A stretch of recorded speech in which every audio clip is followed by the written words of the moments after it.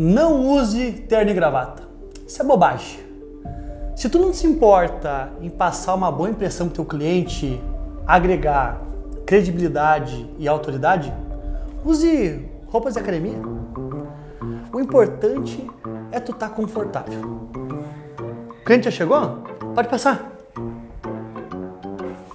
Como assim o cliente não quer um advogado que usa Nike? Bem melhor, né? Esse é mais um episódio do movimento Advocacia Destensionada. Tudo o que você precisa saber sobre mentalidade, comportamento e estratégia. Semanalmente eu tô aqui falando com vocês sobre temas para fazer a sua advocacia ser mais próspera, mais leve e mais significativa. Se tu ainda não faz parte desse movimento, te inscreve aqui embaixo no canal. E se tu já está inscrito, ativa o sininho para que quando eu postar um vídeo já seja avisado e assista logo após. Pessoal, hoje o tema ele é básico, na minha opinião, tá? Mas o óbvio precisa ser dito. A forma como a gente se veste transmite o profissional que a gente quer ser conhecido, reconhecido. E aqui eu não poderia deixar de falar sobre o Rafael. Quem que é o Rafael? O Rafael, o Instagram dele vai aparecer aqui embaixo, ele é o engraxate que fica na entrada do Tribunal de Justiça de Santa Catarina. E por que eu tô falando dele? Porque o Rafael, esse cara incrível, que além de um grande profissional, um grande ser humano, ele tá sempre de terno e gravata para engraxar os sapatos dos advogados. Ou seja, além de todo um comportamento exemplar, além de toda uma cordialidade, além de toda uma qualidade do serviço que ele presta, a forma como ele se apresenta é nota 1000. Então, eu estive lá semana passada e foi muito interessante. Eu até publiquei um Reels, aqui vai aparecer aqui a capinha do Reels para vocês verem depois lá no meu Instagram, que falava exatamente sobre isso. Tem muito advogado que quer ser chamado de doutor, mas não quer usar terno e gravata. Alexandre Taleb, um dos consultores de moda mais famosos do Brasil, fala o seguinte: vestir-se bem pode até custar caro, mas vestir-se mal custa muito mais caro do que se imagina. Você perde respeito, perde valor, perde oportunidades, perde conexões e, mesmo sem querer, perde trabalhos. O que é importante aqui de a gente dizer? Pessoal, eu sei que às vezes é calor, eu sei que muitas vezes é desconfortável, mas é muito importante a gente ter essa noção de que a forma como a gente se apresenta muitas vezes é o que vai nos diferenciar das outras pessoas, além dos outros profissionais muitas vezes. Eu me lembro que há uns 3, 4 meses atrás eu tive uma sequência de audiências numa cidade bem interiorana, bem no interior. Me recordo que lá pela terceira vez o segurança do fórum me chamou. Falou: doutor, lembrei do senhor ontem. E eu, como assim? Lembrou de mim ontem?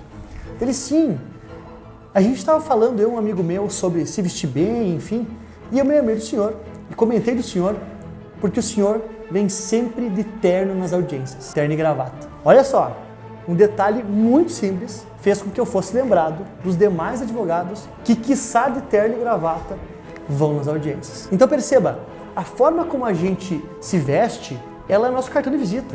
E aqui eu não estou falando sobre nenhum tipo de exagero, de precisar se usar roupas caras, relógios caros, roupas de grife. Não, é de se utilizar, de se vestir as roupas dentro do seu orçamento, mas com um mínimo de cuidado para que elas sejam solenes, para que elas sejam formais e, mais do que isso, para que não pareçam algo que eu vou falar para vocês agora. Eu me recordo que no início da minha carreira, eu fui num curso e lá foi passado um conselho muito interessante. Quando você está subindo a escada até o topo, ou seja, você é um iniciante ou alguém sem relevância, e você usa algo muito estranho, muito diferente, você veste algo muito diferente, como meias rosas com bolinhas amarelas, você vai ser taxado de ridículo.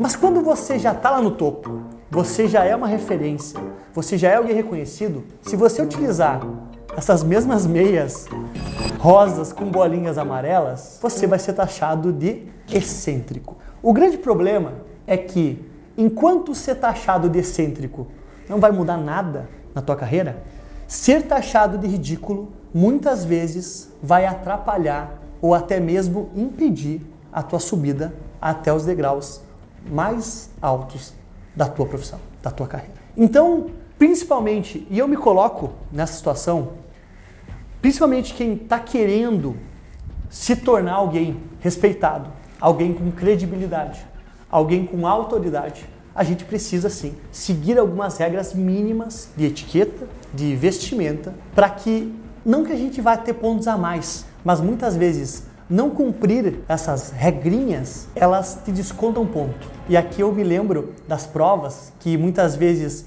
uma questão errada anula uma certa. Ou seja, a gente fazendo tudo isso, a gente não ganha ponto, mas não fazendo, a gente perde. Se vestir de maneira apropriada para os locais onde a gente vai evitar muitas vezes que a gente passe por constrangimentos. Aconteceu no Tribunal de Justiça do Rio Grande do Sul, tempos atrás, onde eu estava pessoalmente, em que um advogado, ele foi tentar fazer uma sustentação oral. E por que eu digo tentar? Porque antes dele iniciar a sustentação oral, o relator do processo, ele falou o seguinte: não, só um pouquinho, doutor, o senhor está sem gravata. Nesta Câmara, advogado sem gravata não sustenta.